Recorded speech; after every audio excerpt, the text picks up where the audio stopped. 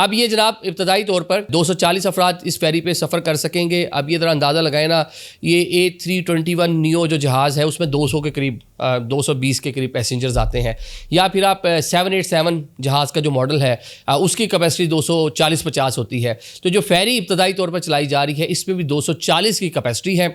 और जो आपको अंदर क्या मिलेगा, प्रॉपर आपकी जहाज़ की तरह की सीट्स होंगी, डिफरेंट ये मल्टी स्टोरी ये फेरी होगी। आप इसके ऊपर जो डेक है वहाँ पे भी जा सकते हैं, वह नज़ारे शज़ारे कर सकते हैं। शायद वो गर्मियों में तो आसान हुआ बैठना, सर्दियों में तो बड़ी ठंडी ठंडी हवाएं चलेंगी, तो सर्दियों में आप नीचे ही बैठेंगे। लेकिन ये देखें ना, जो जहाज़ का सफ़र या जो बस का सफ़र है ये उससे कुछ आसान होगा। किस तरह आसान होगा? जहाज़ में कितना आप चहलकदमी कर सकते हैं, वॉशरूम जाएंगे, थोड़ा सा घूम फिर के दोबारा आ जाएंगे।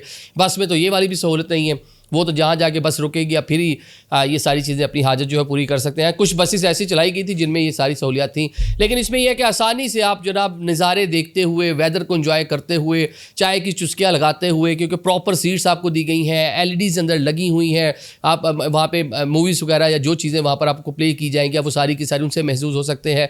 खाना शाना अंदर बासानी आप खा पी सकते हैं, तो घूम फिर सकते हैं। सफ़र आसान भी हो गया और सफ़र कह लें कि आपके लिए काबिले इंजॉय भी होगा। सेहत भी आपकी मुफ्त में हो जाएगी कि खूबसूरत नज़ारे आप वहाँ से देखते हुए जाएंगे। दाएं बाएं से आपके डिफरेंट जो कार्गोस भी गुजर रहे होंगे, बड़े बड़े बैरी जहाज़, बड़ी बड़ी फेरीज जो दुनिया के दीगर उन इलाकों में गुजर रही होंगी, वो भी आप उनको भी देख सकते हैं। तो आपका सफ़र बड़ा आसानी से ये कट जाएगा।